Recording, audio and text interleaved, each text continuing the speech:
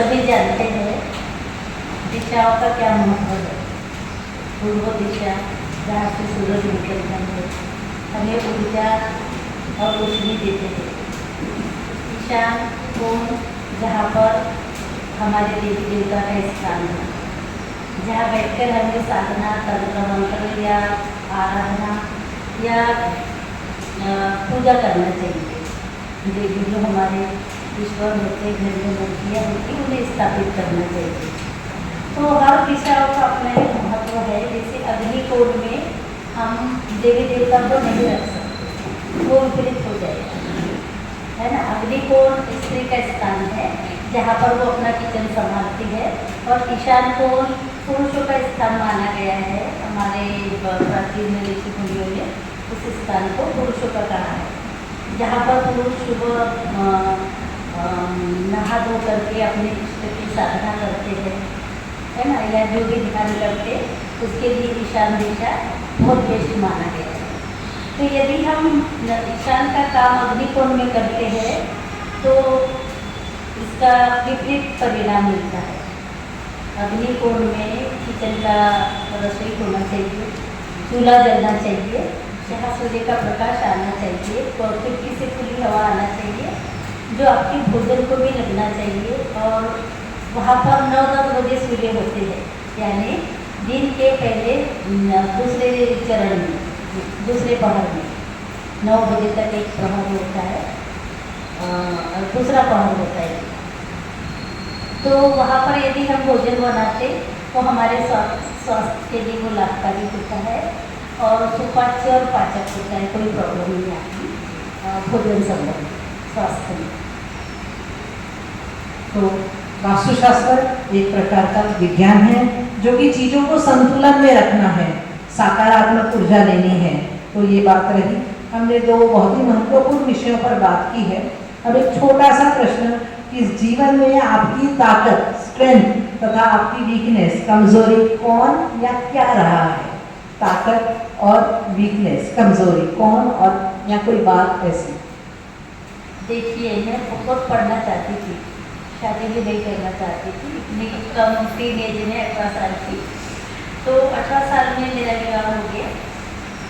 तो मेरे जो सारे सपने थे वो वही रह गए। फिर मैंने जैसे थोड़े से बच्चे कॉलेज में जाने लगे, मैंने अपना एजुकेशन फिर से शुरू कर दिया। उनके साथ साथ मैं भी पढ़ाई करती और सोशल वर्क भी करती। सुबह 2 लोगों को रोज़ खाना देती गरम गरम बनाकर। ये सब तो मैंने अपने बचपन में ही अपने परिवार में देखा और सीखा था कि जो हमारे यहाँ जो भोजन बनता है उसमें अतिथि का भी एक हिस्सा होना चाहिए। तो मेरे घर में आज भी हम एक अतिथि के लिए अलग निकाल कर रखते थे, भोजन को जुदा हाथ कभी नहीं लगाते।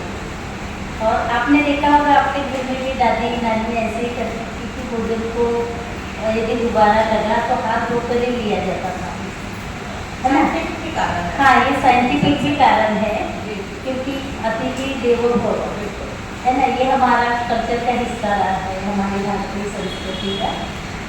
और भोजन को पूर्ण ब्रह्म माना गया है, जिससे हमें ऊर्जा मिलती है, बोझ मिलता है, तेज मिलता है, शरीर को स्वास्थ्य मिलता है।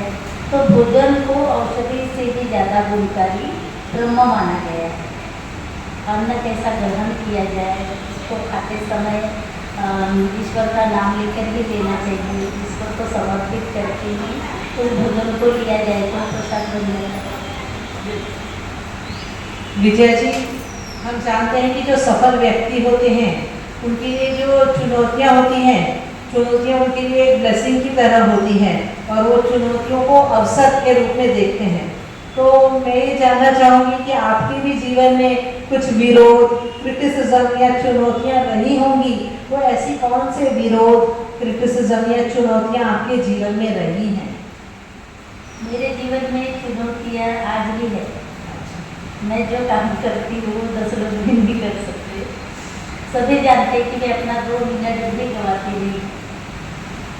तो अकेले सब कुछ करना पड़ता है, घर संभालना, सब कुछ मैंने अकेले करना पड़ता है। आज भी बच्चों की पर मेरे घर में मैं ही एक पर्सन हूँ, इसलिए मेरी जवाबदारी जिम्मेदारी घर के प्रति, समाज के प्रति, अपने देश के प्रति बहुत ज़्यादा बढ़ जाती है और मैं ये सब पूरा कर रही हूँ आज आप सबकी और ईश्वर की कृपा। जी जी, कहते हैं कि पर्सन से पर्सनालिटी बनने का जो मार्ग है चुनौतियों को क्रॉस करके जाता है, तो ये बात जो है आप पर लागू है, क्योंकि फेंके गए पत्थर हर किसी के जीवन में चुनौतियां हैं और जो बाहर निकलता है, समाज कार्य करता है, तो चुनौतियां बढ़ जाती हैं। पर आप जैसे सफल लोग फेंके गए पत्थरों से महल बना लेते हैं।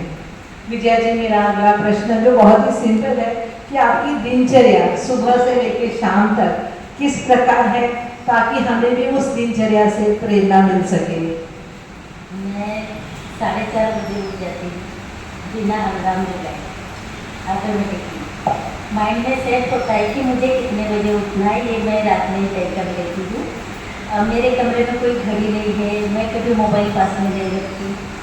फिर उठने के बाद फ्रेश होने के बाद सबसे पहले चिड़ियों के लिए दाना पानी रखती हूँ, उसके बाद मैं पूरे घर की सफाई करती हूँ।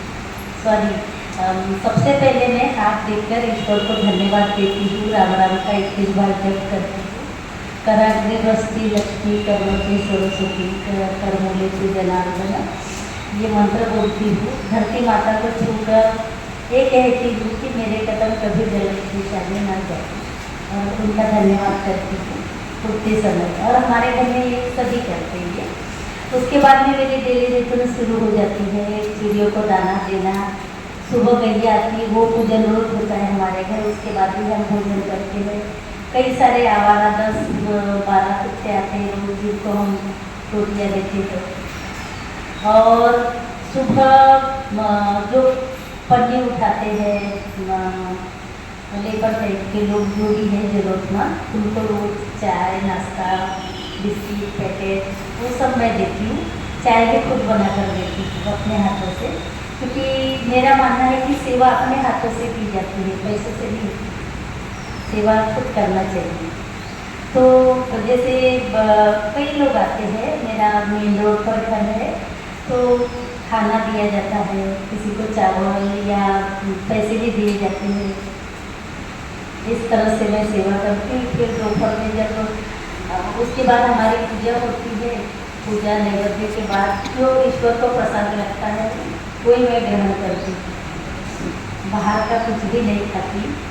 घर में जो मंत्राक्ष के द्वारा अन्न बनता है मैं वही लेती हूँ।